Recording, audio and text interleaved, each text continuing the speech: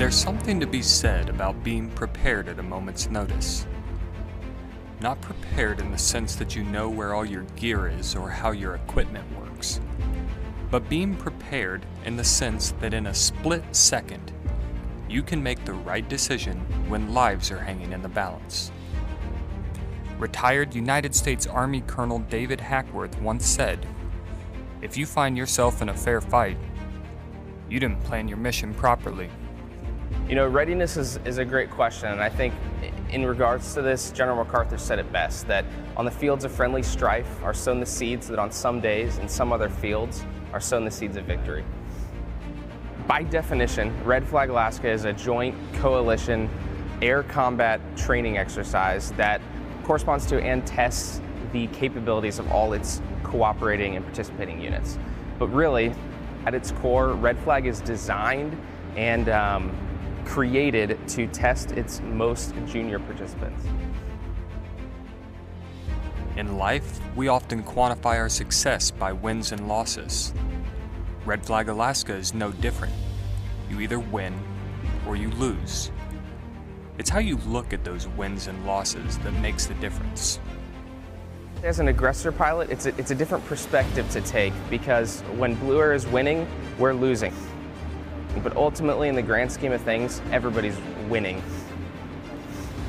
When we are all dying and Blue Air is getting it, that makes me motivated and humbled, because I know that the United States and its allies are the most capable that they've ever been.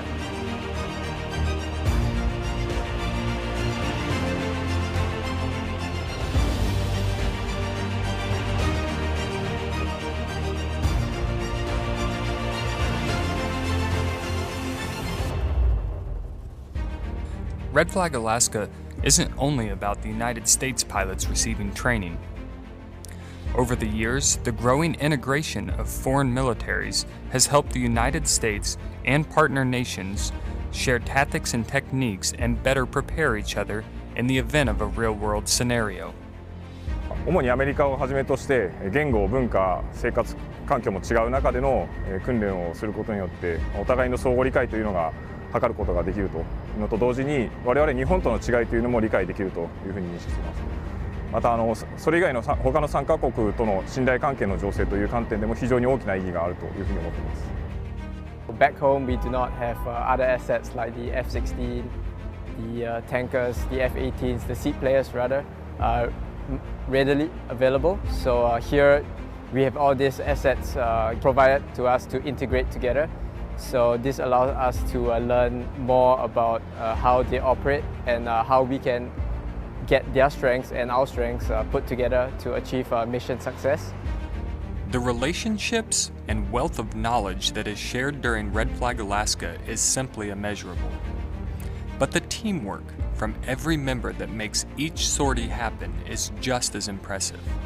The logistics and the maintenance piece that goes into putting up a Red Flag Bowl is something that is an extraordinarily complex feat to achieve. All these different elements that can synchronize all their efforts to get these aircraft airborne typically within a 1 to 2 minute window is a testament to hard work and the skill that is resident here when you look out on the ramp and see all the maintainers and all those professionals out there getting those aircraft ready to fly.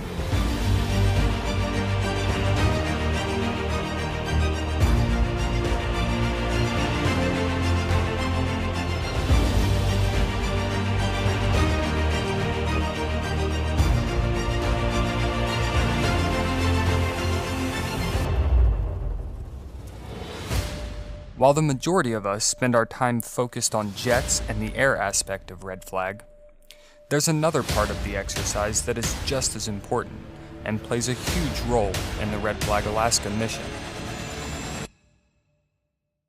Red Flag Alaska has evolved from primarily a fighter jet exercise into a full-fledged military exercise integrating ground forces from all services as well as partner nations. When Major General O'Neill took command of U.S. Army Alaska just about a year ago, one of his first charges to us was an every training event you do needs to have air-ground integration and strive for joint interoperability. And with Eielson Air Force Base and Red Flag, Alaska right here, that is really when we started to lean into what was in the realm of possible. A lot of times we learn tough lessons in an operationally deployed environment because we don't do this in training enough.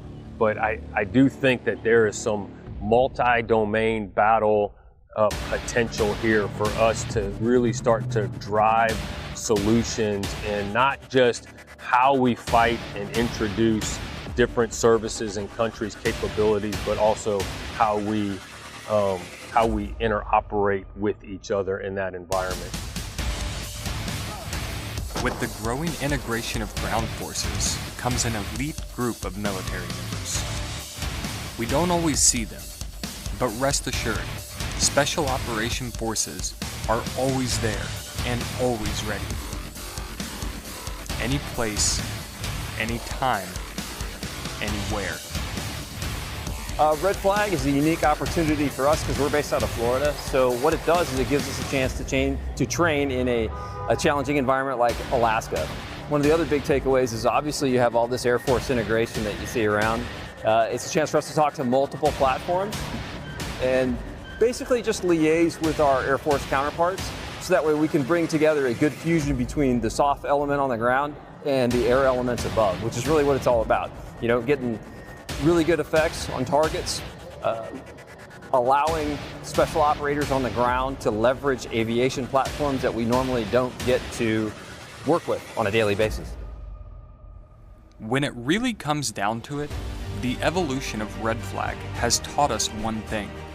No one person, unit, or service is better than the other.